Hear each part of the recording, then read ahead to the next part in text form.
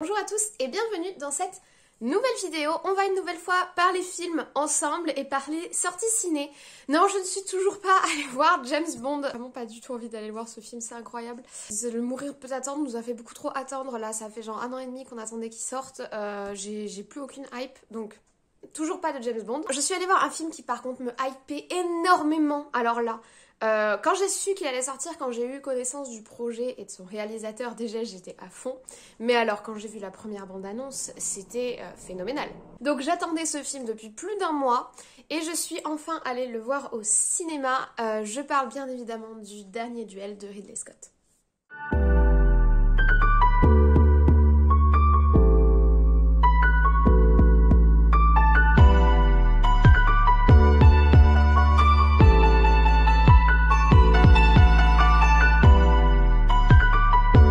Le Dernier Duel, qu'est-ce que c'est, de quoi ça parle et pourquoi c'est génial?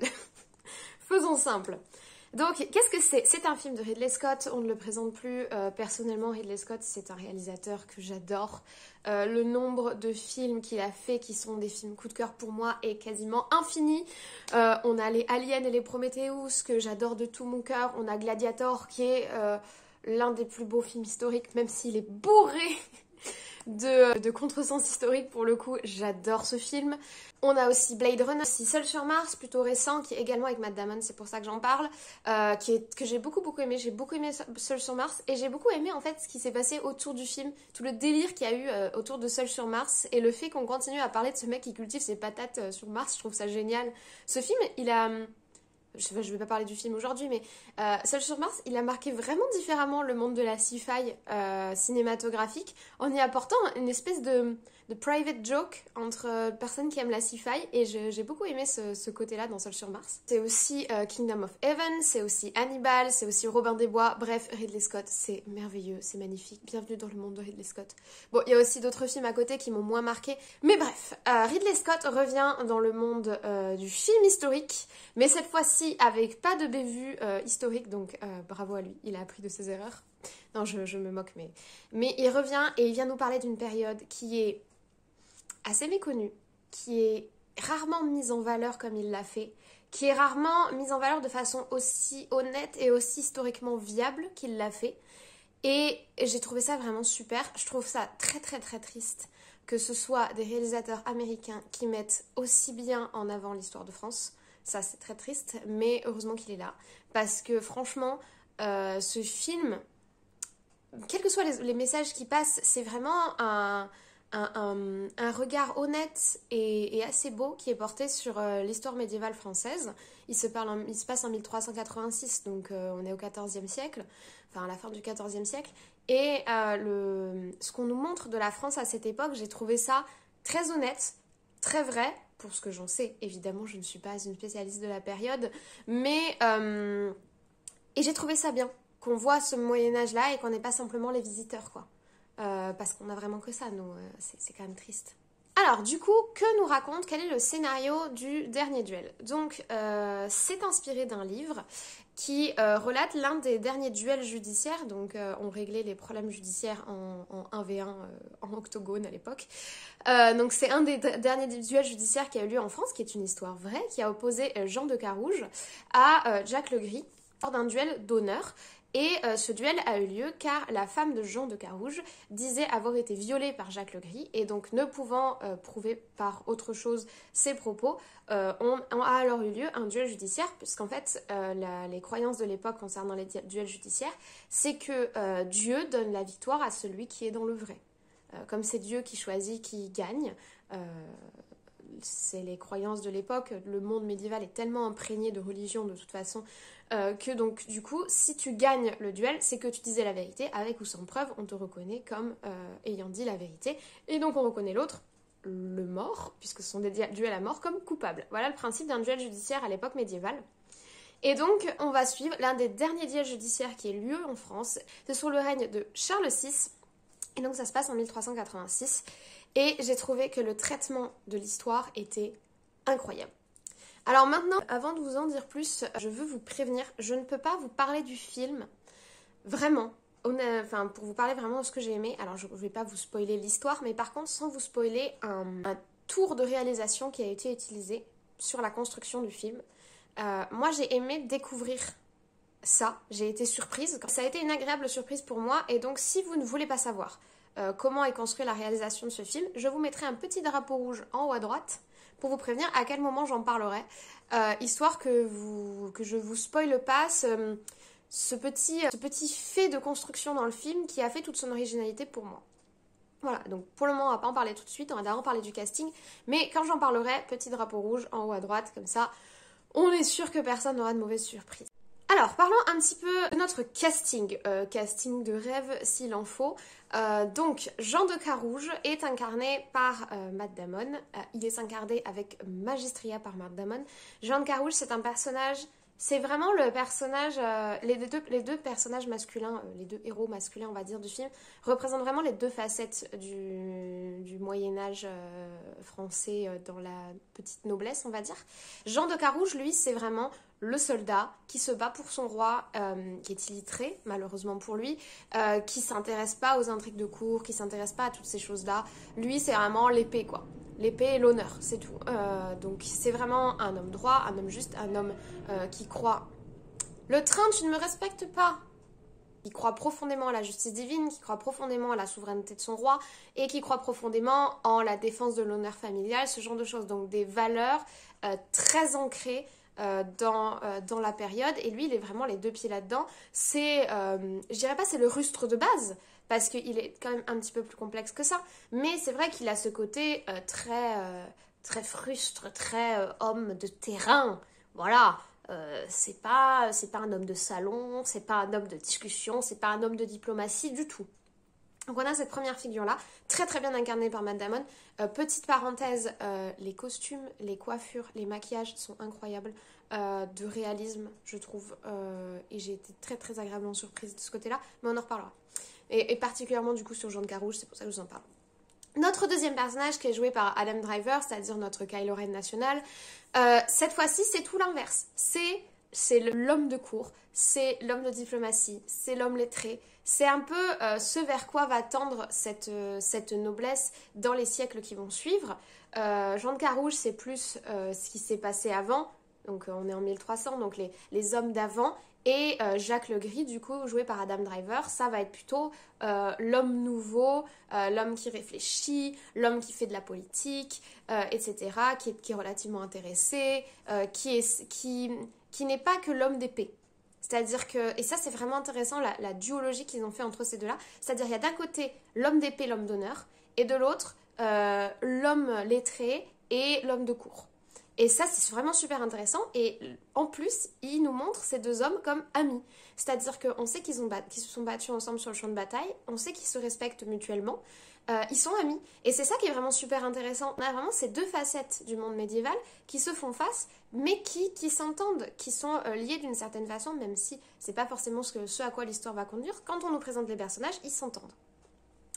À côté de ces deux personnages, on a plusieurs protagonistes, on va dire, secondaires. On va avoir la mère de Jean de Carouge que j'ai trouvée exceptionnelle. C'est vraiment la vieille veuve à fond dans les valeurs tradies là.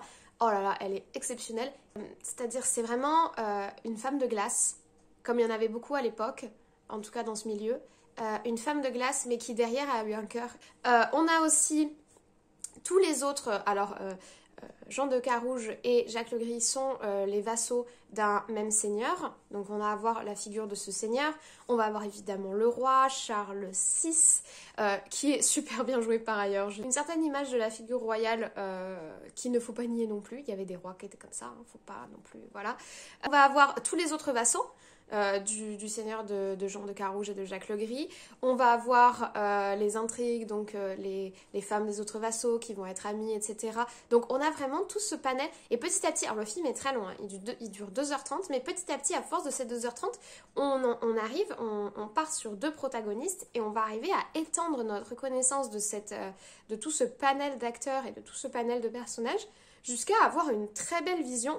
Alors tout cela se passe autour de Bellem, donc en Normandie, mais on va avoir une belle vision, une belle carte des protagonistes de la Normandie et de Paris, puisque une partie du film se passe également à Paris.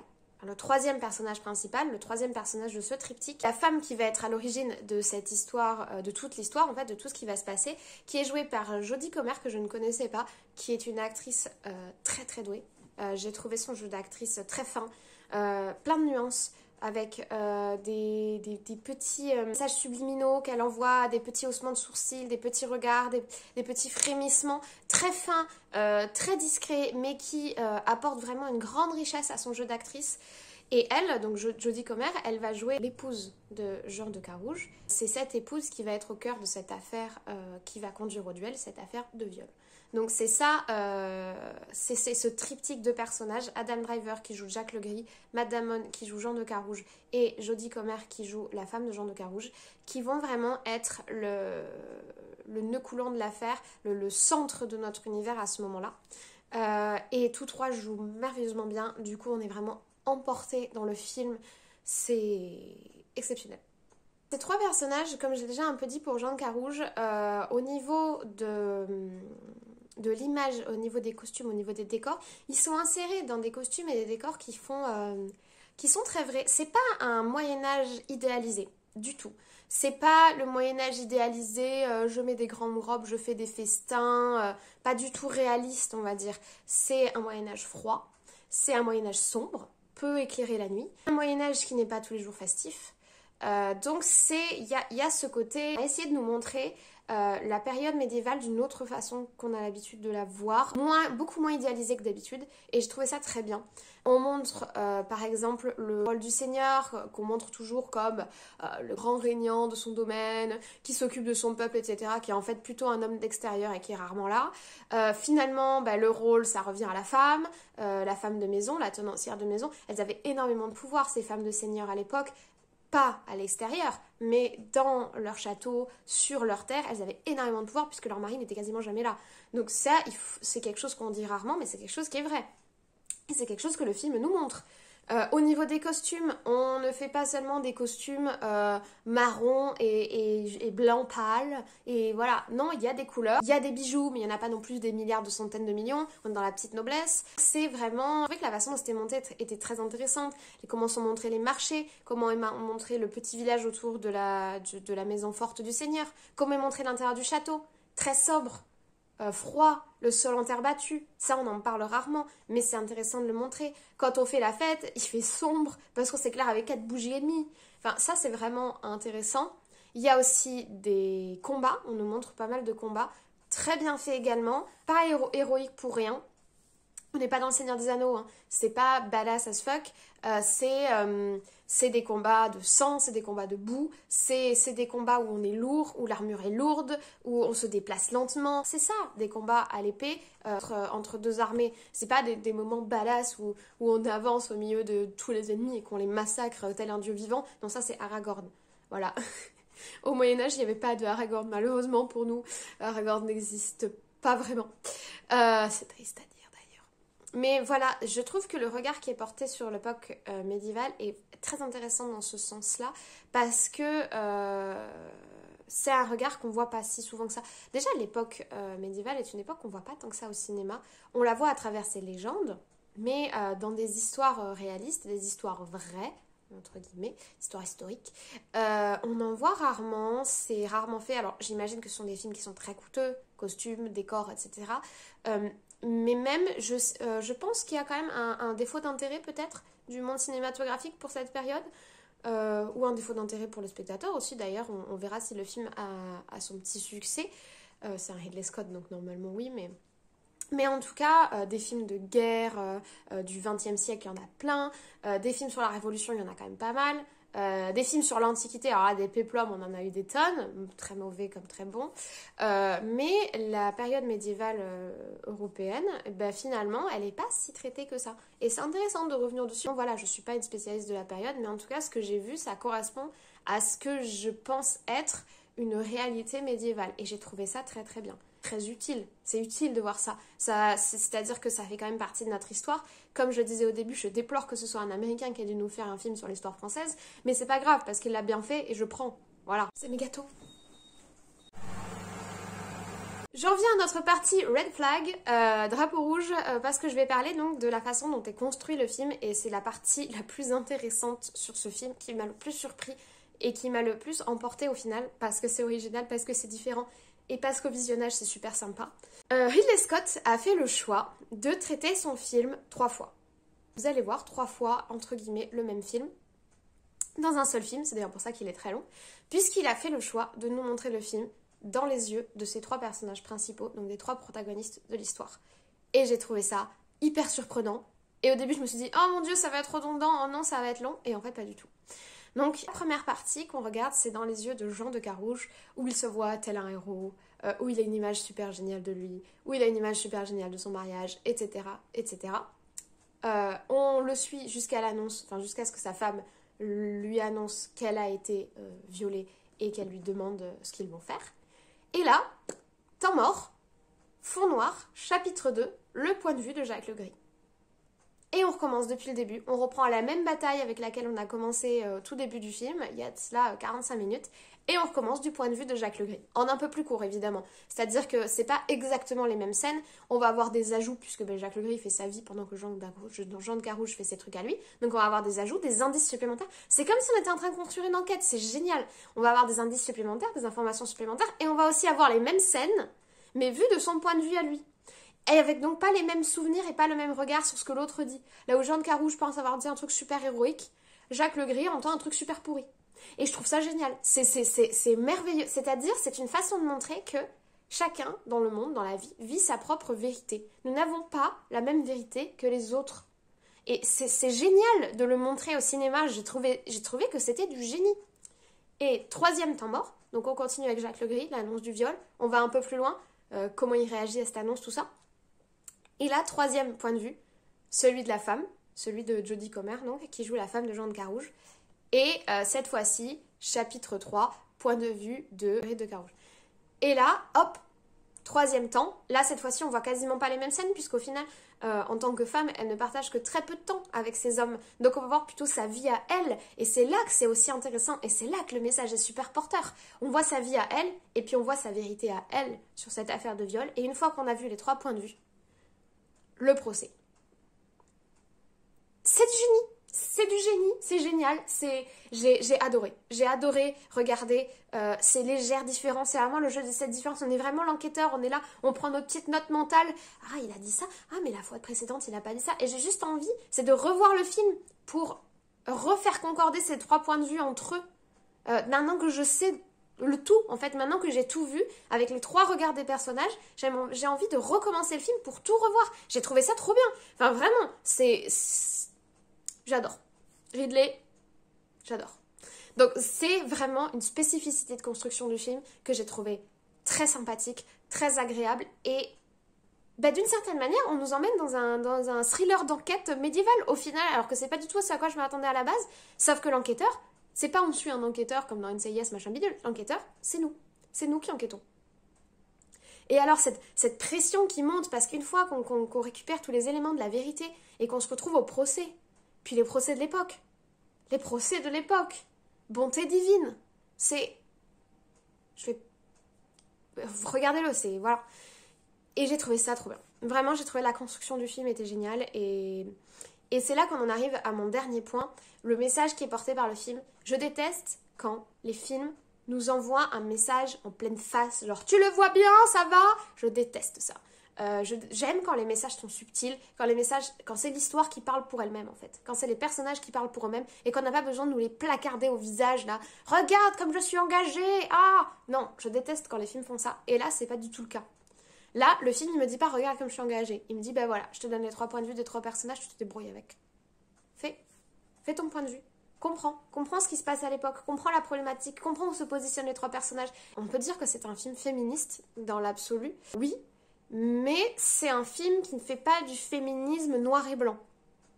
Il n'y a pas des gentils, des méchants, il n'y a pas des choses bien, des choses mal, c'est pas aussi simple que ça, c'est pas aussi dichotomique.